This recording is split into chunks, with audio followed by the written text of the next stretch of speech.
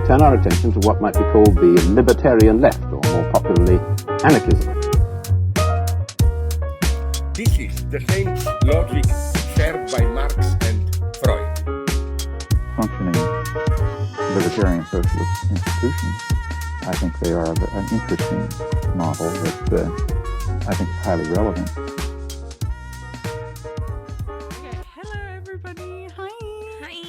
Welcome to the very first episode of the season. Yeah, like the proper theory episode. We're gonna get into some theory. Woo! Woo! Yeah, so the reason we're starting with Benjamin first is because we may or may not have done a live event and promised that we were doing Benjamin. Which we were going to do later in the season, and then there was some scheduling things with guests that meant this is coming first. So, like last season, Benjamin is ruling the beginning. Truly. We did discuss it in our intro episode to the season, but we're just reiterating in case someone didn't listen to that episode. Also, just a quick side note, because we need to do a small cold open, is we got Ethel Kane tickets. I'm just like a little bit excited. A little bit. December, what year is it? 2023. Did you forget the year? I'm not good today. I don't know what's happening with me. I don't know what's happening either. We got tickets. We're so excited. So if you're wondering if we're friends outside of this, yes, we are, specifically when it comes to Ethel Kane. And we're gonna go scream. And I found like Ethel Kane's like SoundCloud that's full of the scariest music you'll ever listen to. I found it a bit comforting. Yeah, it is slightly relaxing, but every so often it made me jump. See, but I take comfort in that. Well, this fits because we're also doing an episode about horror later in the season. Look forward to that. But today, it's all about Benjamin, our boy, number one stans. So today, we're kind of doing something that we teased last season, which is beginning to connect the dots on a lot of schools of thought. So last season, we read a short history on photography where Benjamin discusses aura and authenticity, and we go into it a lot more in that one. So today we're doing the work of art in the Age of Mechanical Reproduction from 1935, which is a really big tie-in to a short history on photography. To understand this episode, we think that you should listen to a short history on photography first, because we are not going to be going over aura or authenticity, because in this essay, it goes into a lot more of what's going on in Benjamin's life. It's going into film analysis, is going into film and authenticity. It's a very complicated essay that we had to reduce down so much that we will not be giving a review or a summary of the previous episode. Yeah, so we are going to be giving contextual information, or more specifically, Paula will be doing that. But we covered aura in the first Benjamin episode. Our live episode, we covered authenticity. So just so you know, that's where to go. So to understand both the prelude and epilogue of this essay, you need to understand what's happening in mid-1930s Germany. So, as we discussed in the previous episode, Benjamin is a Jewish German philosopher. I like to call him cultural theorist, but that goes into a whole nother realm of debate. But he is a Jewish man during the Nazi regime. So, to give a very short scope in terms of relevance to this essay, in 1933, Hitler becomes Chancellor of Germany, and because of this, it triggers a bunch of changes into the socioeconomic structures of Germany at this time, as well as the status of Jewish persons in Germany. I know that this sounds like very basic information, but I think we kind of need to reiterate to see the desperation in this writing that he's creating. So the same year, the Reichs Chamber of Film is created by the Reichs Ministry for Public Enlightenment and Propaganda, and this basically meant that the state, the Third Reich, controlled all the content of the press, literature, visual arts, film, theater, music, and radio across Germany. This is also the same year where Germany started hosting a lot of book burnings. Most famously, Magnus Hirschfeld's Institute for Sexual Reproduction was attacked by the German Student Union in Berlin. This is something that we discussed lightly during our previous season's episode on the queer art of failure, but I wanted to mention here because a lot of these book burnings were concentrated on things that were considered un-German, which also included works by Walter Benjamin. That same year, also, it made it illegal for political parties to be formed, so a lot of the Communist Party was being attacked by the Nazis. In 1934, Hitler declares himself Führer and Reich's Chancellor. Then in 1935, relevant more to Benjamin's identity as a Jewish man, the Nuremberg laws are established, which were the anti-Jewish racial laws. It made Jews no longer German citizens. Jews could not marry Aryans, nor could they fly the German flag. Germany also redefined what it meant to be a Jew. So it was either anyone with 3 Jewish grandparents or someone with 2 Jewish grandparents who identified as Jewish. So all these things are happening in the background of Benjamin's life. And while this essay is about reproductions and the way film has changed the creation of new auras, he's also talking about it as the victim of a lot of these laws and enactments onto film. So Benjamin is really worried about the return to the cult of ritual, where it was all working as what is traditionally in the field of art history known as Gesamtkunstwerk, which is total work of art. It means that there's no distinction between the political and the aesthetic. And Benjamin is really, really afraid because he's seeing the Nazi Party rise alongside imagery, alongside control of media, and a total aesthetic takeover Germany, where everything always had the swastika, the red banners,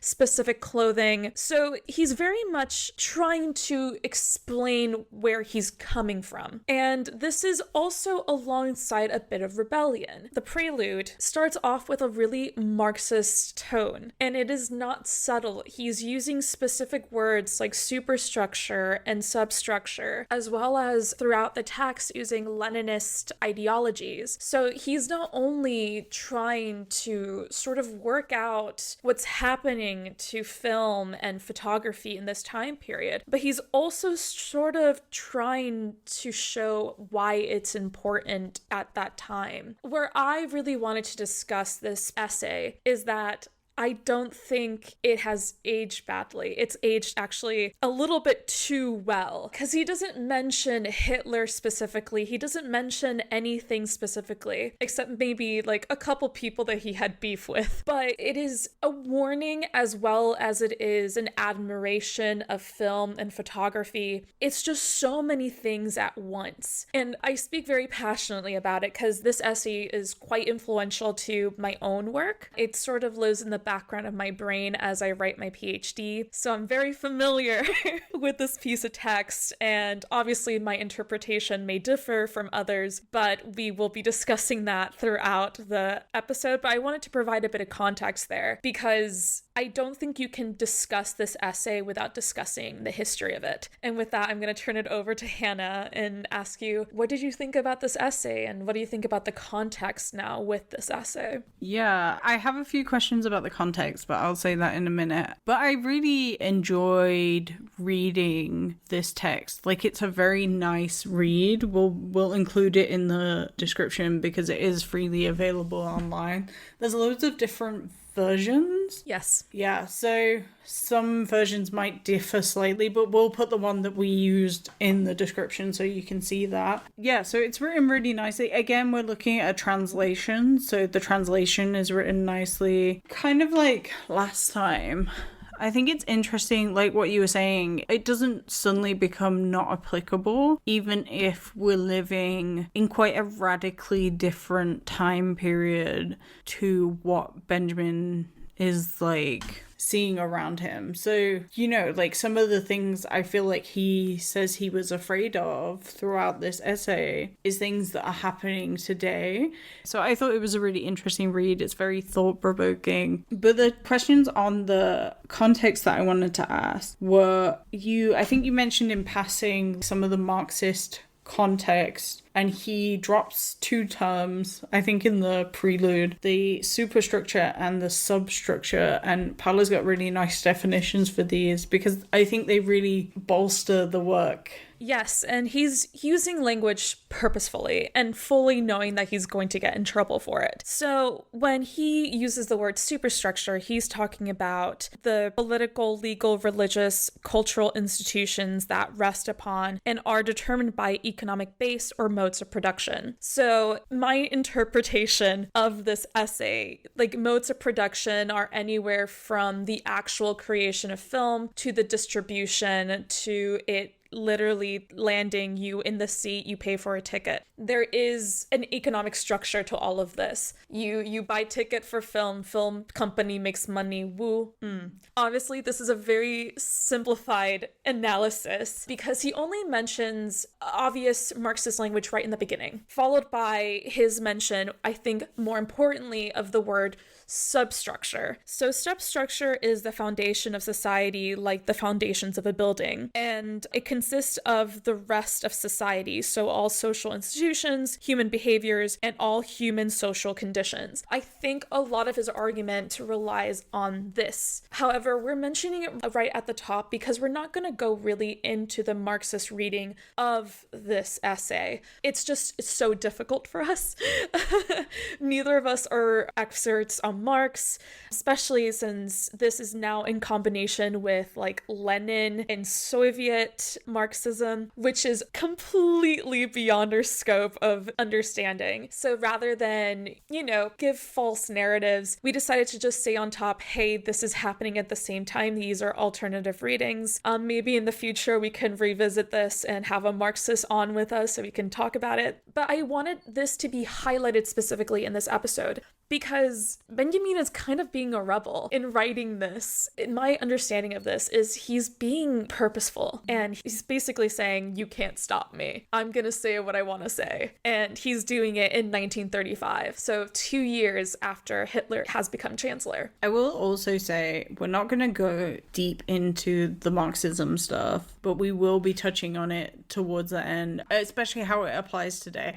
So very loose forms of Marxism, like you were saying. Yeah, like lowercase c capitalism. Yeah.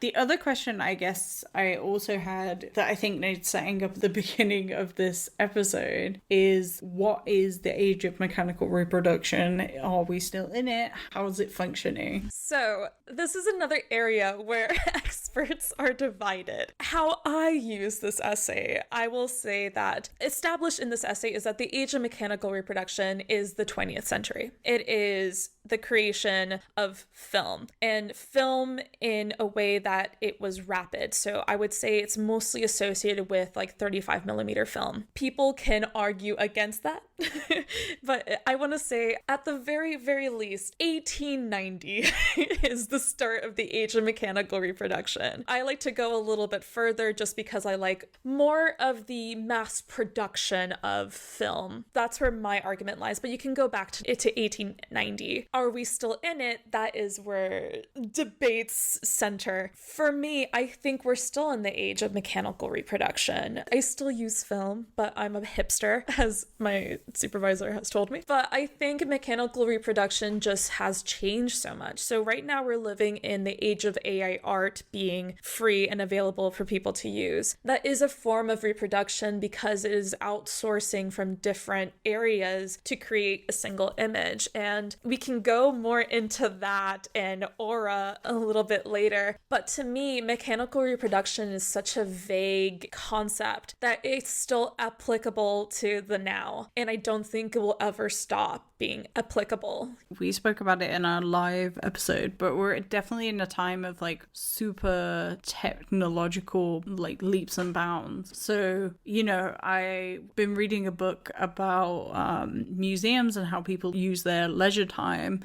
The book was published in 2007. People are probably writing their stuff like 2005, 2004. And in that book, it speaks about lots of people using their leisure time going to the cinema, and they're using the internet mostly to do emails. If you think even from that time to now, we'll talk a bit more about it later, but the way people even use and envision film is a lot different, right? And the way we spend our leisure time and this idea of reproduction has massively expanded, I think. So the other thing I was going to ask that is not on our list of questions, but you might be able to answer, might not, is what was like seeing film like in this time period, right? Because, you know, we have a certain vision of a film right now that is very different, I think. I mean, I think it depends. So film used to be silent. So it would either have a record playing in the background, or if it was a nice theater, they would have live accompaniment. So Benjamin is watching films move from silent to sound, which to us sounds like, oh, okay, whatever. But it actually was revolutionary. You know, film directors had to change the method and even the acting around sound. So imagine things went from the stage, where a production changes every single night, even if you try to do it as close to perfect as possible. There's certain gasps, there's certain tensions, or the audience is stirring, so that changes every single night, a stage production. Then you have the creation of silent movies.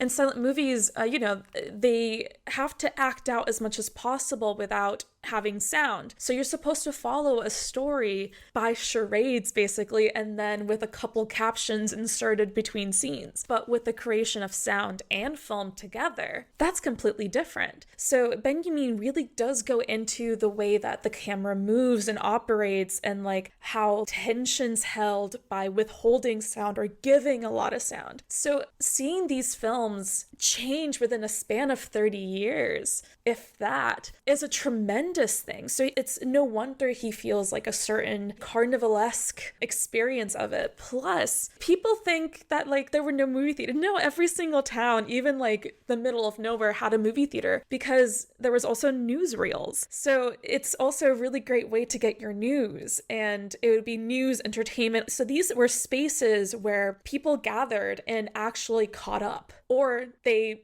got together and wanted to watch something entertaining. So it sounds very basic, but it was quite revolutionary. So one of the questions I asked before we started recording, and Paula was like, oh. So I was thinking about the difference between what is termed a mechanical reproduction or mechanical production and traditional art production. So, you know, I'm thinking like, you know, he actually speaks about some of it, like the difference between somebody sitting there and painting something. And also I was thinking about, and maybe I'm thinking too much, the idea of like, if I'm in front of like a lake or something and I'm painting that lake, how am I capturing that aura? Am I capturing that aura? Like, how does that work? You just described plein air. But then what is the difference between that and then just filming the lake, right? Actually, that's the entire point of the essay. Okay, but isn't film a work of art? As somebody who's done art and supports a lot of artists, I don't like AI art because it tends to just steal people's stuff. But AI art is becoming its own art. But the main question was the mechanical production and traditional art. Okay, so this is where I think a lot of people think he's hating on film when he actually isn't. So he first starts by sort of describing traditional art process, but not entirely doing it because he doesn't want to and doesn't need to. Usually if you were reading this in the time period, you'd be like, yes, I know what he's talking about. But we're now doing this 100 years later almost, and traditional art production is not what we consider traditional art production now. Traditional art production before was its own guild system. So usually an artist would either work under someone that was under someone's patronage, or they would run their own studio. Famously, people like Leonardo da Vinci had an entire studio to develop a single work of art. It wasn't like a brooding man alone in a room. Yes, in terms of Michelangelo, you can kind of argue that one. That was a really good art historical joke. But usually, for the most part, artists tended to have entire studios and entire productions where people would either be taking care of paints and doing studies. Lots of different elements would come together for a single work of art. And then there's mechanical reproduction. So mechanical reproduction is very distinct from something that Benjamin calls a forgery or a direct imitation. So a direct imitation would be another piece of art that was painted on to made look like the original work of art. So let's take the Mona Lisa. So a postcard of the Mona Lisa is a reproduction. Your own painting in your own house of the Mona Lisa would act like a forgery. You know, the word forgery also associates itself with a lot of legality stuff. So I'm doing it more in like you're using painting skills to mimic a painting. Reproduction is just a picture of the thing. You can blow it up as big as you want or as tiny as you want. It can also be drawn upon. You can do like whatever you want to it. And it's purposely made to be reproduced. So this is where the camera starts coming in. So the camera started being used to photograph paintings, and for these photographs to maybe even be included in books in association with an illustration. And these things sound really basic, but you have to remember that people are growing up with newspapers only having drawings or sketches of something that happened. So for the first time ever, you're having a picture of an event or a piece of evidence as a photograph, and then you would have a caption underneath it, and then that be attached to words. So it sounds basic, like we all use it, but that is a form of mechanical reproduction. So when it's a picture of a street or a picture of the Mona Lisa, it's not the Mona Lisa, but it's an association with the Mona Lisa. So here's where like Benjamin starts breaking down what aura means. When it's a complete reproduction, it doesn't have the aura of the piece of art. And like we discussed in A Short History of Photography, it's sort of kind of like a Horcrux, kind of breaking down the soul of aura. Like aura is not entirely lost, I would argue, but it's not its whole self anymore. It's something else. And then the more you split it up, the more it becomes less of the original. Where I think this essay starts to teeter is on the creation of a new aura through photographic and film development. So I have a random question.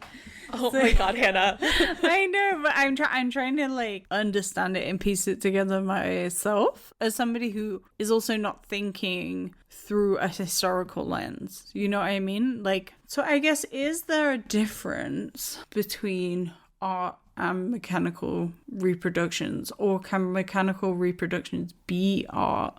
Yes. And does that, okay, so that's yes. Yes. So what do you define as art? This is what I mean. This is what I'm saying. So I'm trying to say... I'm pointing at Hannah. So does all art have aura or no? Yes. So then this is where I'm confused. Because he's saying film is losing, like you put it as like it's losing the aura of the stage. Yes, if you understand film as a stage production. This is where this piece of writing can be for and against film because it depends on the interpretation. So once more, this is my interpretation of this essay. If you only see film as stage plays set to a different medium and reproduction, then it loses its aura. Let's take, for instance, we both saw the Beyonce Renaissance film. If you see this as only the Beyonce concert, it doesn't have the same aura. We're not in the crowd, we're not cheering, we're seeing a reproduction of the concert. But if you see it as its own genre, a concert film, that is its own aura. So you have a question in your notes then about AI and its own Age of Mechanical Reproduction. So does AI art have its own aura, or is it more complicated than that because of what it's doing? I mean, if you're seeing AI art only through the lens of it is a painting or it is a piece of digital art created by a human hand but through a computer, then it doesn't have aura. But if you see AI art as its own category, its own subculture of art, its own thing, then it does have aura. And it has the potentiality to become something else and even create its own little subcultures underneath it. So it becomes a very complicated embedded web when you zoom out of the early 20th century into now, because you can even question if a digital image has aura. And once more, it depends on the camera, it depends on the structure. Okay, I think I've got two examples that might help myself and maybe the audience, but you can tell me if they're wrong. So if an AI creates a song that's in the style of like Beyonce singing somebody else's song, that's clearly a reproduction. Yes. But if it's starting to create music by itself, not that it can necessarily. Not yet. Yeah. But if it's starting to create music by itself, then potentially that has aura. And then the other example I have is, so if you take a picture with your camera, like your camera phone, right? Then that might have more aura or an aura versus if you take a picture on like TikTok that automatically puts like a bunch of filters and stuff all over it. So it's already altering the image. Yeah, when it comes to alteration, that's when it gets really complicated, because my entire PhD thesis is on how anything can be altered. So for me, it's the final version of that image or artist's intention of that image. So if the intention was for that sunset to look like the Teletubbies baby, then that image is the aura. Because once more, people think about traditional art production, but people forget that there's sketches, there's studies, all these things. It is like the pre-filter of the painting. So that's where it gets really complicated. And I think that's where a lot of the disagreements stemming from this essay come into consideration, because it goes back to like, what does aura mean? And that's why I say like AI art can be in the future possibly considered to have aura, because it will just be humanless and be able to produce something in combination towards something. And before people get on my throats saying like, oh, but like it's basing art off of other people. Yeah, that's art. Art is based off of other things, building up to a final version. Where I think reproduction comes in is once you have that final version and then you make more of it. So that's where like things like NFTs and AI art start getting a little bit dicey, because the format already is made for reproduction of some sort. Or a much easier way of, like Benjamin always said it, a best way to mechanize that reproduction, where you can make 20,000 final versions of the same thing. Is that a reproduction or 20,000 originals? And that's where it gets into that really dicey territory that I honestly don't know how I can answer. Yeah. The other thing I would say, I guess, is what you're touching on is also maybe the intention. Like there has to be a certain kind of intention, like when you were saying about the Teletubby baby, right? Like if the intention is there to produce a particular kind of image. Well, that also heads into what we discussed in the short history on photography with authenticity. With Benjamin, it's like they all kind of build off of each other. I was also thinking, we spoke a lot in the camp episode about intent and authenticity. So all these things exist within the cultural zeitgeist of the 20th century, and if anything, it truly is the age of mechanical reproduction, because look at all the like visual advancements that we develop in 100 years. Absolutely wild. I guess another point to think about is our changing relationship to the exhibition of an object or image. So he speaks a little bit, like very briefly in this, about that idea of exhibition, because he's also comparing it to film.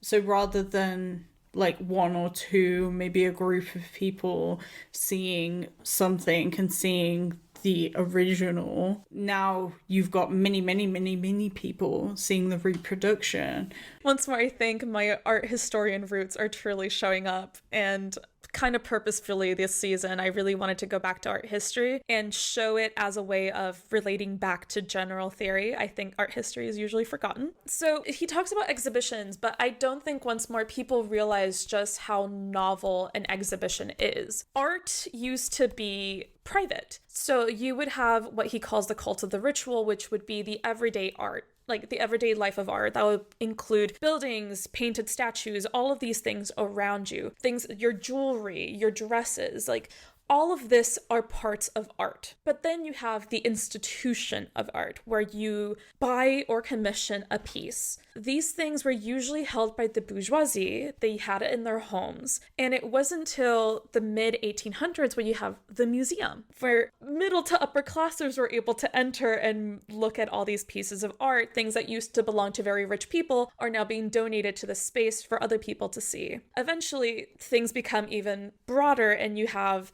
private galleries where either you can buy or sell art, or you can display these pieces in a unique manner. So he talks about the Dadaist in this point. A little bit, he mentions the Viennese secession art movement. It is relevant, but I think it's so difficult to explain, but I'm mentioning it in case you're really interested. So it was a movement in the late 19th century to early 20th century that really did change how art was displayed in these places. And then come in the Dadaists, inspired by all of this. So everything has like a little bit of like a domino effect. So the Dadaists are doing really cool stuff with art. It is spoken word, it is performance pieces. There's a couple recordings here and there, but for the most part, it was things that are only recorded as being attended or written down. So art is starting to change, and it's starting to behave differently. It can no longer work on a canvas. And if it is on a canvas, it's using like hodgepodge methods of putting things together. It's also photography is coming into the mix, because photography is becoming its own art medium. So is film. So is all these really weird experimental stuff. It's mixing in with Freud and surrealism. They all become a big puddle of mess. And that is frightening. Not to Benjamin. I think Benjamin actually enjoys this, but it's frightening to political structures. So he's talking about exhibition and the threat of the exhibition, because if you can't control how art is supposed to function, you can't control society. So I don't think it's a coincidence that 2 years after Benjamin writes this essay, the Nazis have this exhibition of what they call degenerative art in Munich. So in 1937, everything that they consisted that was un-German or bad for society, aka the Dadaist and the movement Die Brücke, which means the bridge. So all these pieces of art are put on display in Munich, and people attend it, and it's supposed to be like, oh no, this is what society wants you to be. However, people attended, people loved it, and to the point it became a traveling exhibition. So this is a very long-winded art historical monologue about the exhibition. So things are changing so rapidly that I think the only way that you can kind of describe it is its own mechanized formation, even if it's hands to the art, if that makes sense as well. I will also say, just as like a side note of context, I think he's also thinking about exhibitions at a time when museums were really functioning, and this is broad strokes, not every museum was like this. Yeah, of course. But museums were really functioning as disciplinary institutions. And what I mean by that is the reasons they were open to the public was not out of the kindness of the state's heart. No. The state was trying to create productive citizens, or citizens that believed and understood certain ideas, sometimes about the state, sometimes about education, sometimes about certain kinds of art. You know, like your example is like a perfect example of that, right? Like it's a controlling of narratives around art and knowledge production. And so, yeah. And so people were turning around and rebelling, and then creating these wild pieces, these wild performances, wild for the time period, and sometimes wild now. Like some of these, like some of the work by Anita Berber, I'm still quite shocked that she was able to get away with in like the Weimar. But you know, it's people rebelling against the state. And once more, going back to the context of this essay, these things were now becoming illegal. So it's also the shutdown of an aura. It's the political moving into the space of the aura so that the artworks cannot function how they're supposed to function. In the degenerative art exhibition, the Nazis like stacked all these paintings on top of each other. Everything was stacked. It looked a cluttered mess, which ironically really works with Dada. So it's also, I think, an accidental reestablishment of aura on their part. But, you know, Benjamin is right to be afraid, because when you start policing aura, you start controlling aura, or at least what is meant to be aura. Yeah. So I think that leads nicely, I guess, onto one of our last discussions, which is about this policing of aura also increasing to today. So one of the things he's really talking about that I think is also relevant is this idea of the cult of personality. So I'm going to begin with a quote by Benjamin on his section 10. Quote, "The film responds to the shriveling of the aura with an artificial buildup of the personality outside of the studio. The cult of the movie star fostered by the money of the film industry preserves not the unique aura of the person, but the spell of the personality, the phony small of a commodity." End quote. So this is very much alive today with our ideology of not just movie stars, and I think we're even moving away from movie stars now, but people that are on YouTube, people that are on TikTok, where we give them this breadth of personality, we give them all of our devotion, all of our time as forms of our own distraction, and hold them to this like specific viewpoint when we don't tend to connect the dots and realize that this is just a performance. They're just an actor, or if they're an influencer, they're acting in front of a camera in a certain way because the camera is present. So obviously, I'm relating this back to the now, but I think it's still quite relevant. So Benjamin here is going, no, this person, this movie star, is not who we tend to believe they are. They're wonderful on screen, but they don't have aura as an actor because they're not acting on their own authenticity. They're a tool for someone else's vision of the final. And when it comes to now with the influencer, the video itself is the actual authentic part, not them in the video. So when people get angry at celebrities for not acting a certain way, I'm just like, yeah, what did you expect? Yeah, and there's also this, so bringing in what you were saying earlier, this idea of a cultivation of a certain kind of aura, or a cultivation of a certain kind of vibe, I guess would also say. So Paolo brought up an excellent film to discuss this with, a film that we both saw on my birthday with a load of other people, which was the Barbie movie, right? It was a cultivation of a certain kind of aura, a certain kind of vibe. At least the place we went to see it, everybody was dressed up. We were all dressed up. Other people were dressed up. It's also got a very distinct kind of messaging. When you go see it, the visuals are like extremely distinct. Super interesting. So yeah. No, and it's like, and it's an attack of pink to the point where it was reflecting on our own bodies. So I think Benjamin's also obsessed with the movies. Like when you see a play, obviously you get pieces that, like, you know, are fantastic and all of that, but never do you feel so detached from the film, but your mind is so inside of it, because when you are in a play, you react to what's happening on stage, and then the actors work alongside of that. There is a tete-a-tete of sorts between us. But with the film, it's going to continue without us. So we're the only ones attracted to it. And on top of that, like, I think the Barbie film, at the end of the day, is the ultimate message about this entire essay, because it's a movie about a franchise. It's a movie about a commodity. And it gives us this like very nice introduction to feminism narrative. At the same time, it's also saying, but please buy our products. And there were so many products. So many. We were buying pink things. It wasn't even just the Mattel.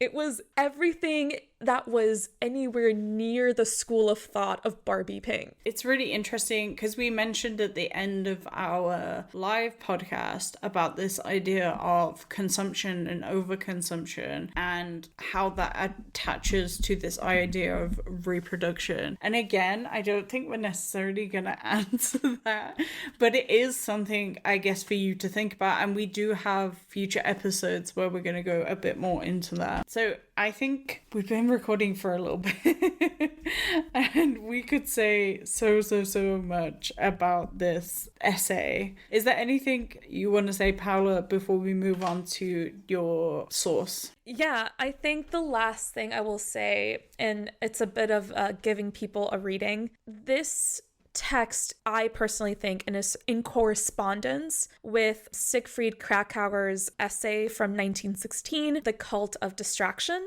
There is an entire field of study on movie theaters from the early 20th century. It's absolutely fascinating. And the only reason I'm mentioning Siegfried Krakauer specifically is because we didn't have enough time to get into this, but Benjamin talks about the theaters as spaces for distraction, but that entire section is one of the most highly contested parts of this essay, because this is where the true divisiveness comes in, where there is an interpretation of Benjamin hating film. I fall under the camp that he is taking what Krakauer writes and saying, yes, and these are also spaces for the masses. So how dare we talk badly about a common space where it doesn't matter how rich or poor you are, you're still going to sit down and watch a film. What a Marxist way to end on this.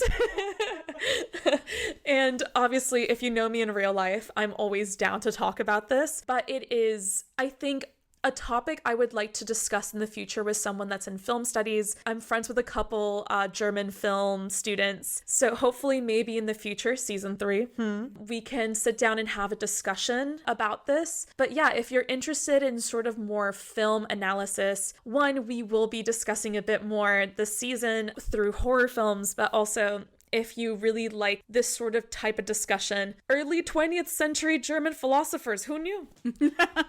I will also say maybe we'll put a little, for Spotify users, we might put a little poll in the description to say, do you want to see more of this? Do you want to hear us talk about this again? We'll probably talk about Benjamin again. He's always there. We're big fans. Actually, I'm going to do something a little bit uncouth. I want us to actually end with, do you think this is an essay you want to revisit? I think so. So I will say one thing I don't think I said in the introduction to this season is I actually think I'm getting more, I'm questioning a lot more because I'm reading a lot more theory. So it's making me even more inquisitive, I will say. But I also, specifically because we've done this 3 times now, this being the 3rd. This, as in talking about aura. Yeah, talking about aura.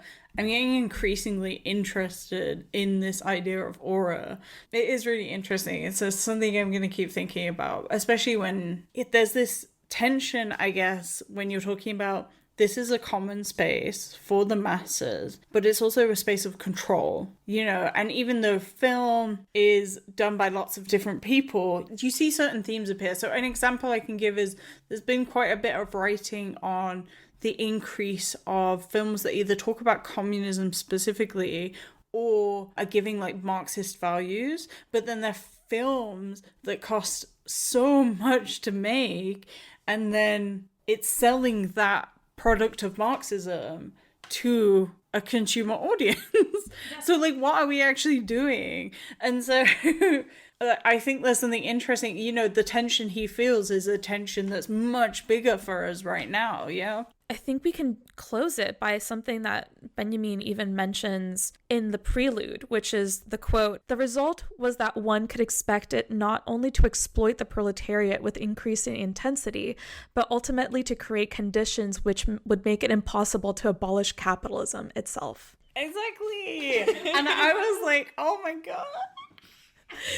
Yeah, we were gonna end with a piece by Marinetti, but honestly it would introduce a whole nother subject and another genre explored in this 19-page essay. Once more, we do not have enough time.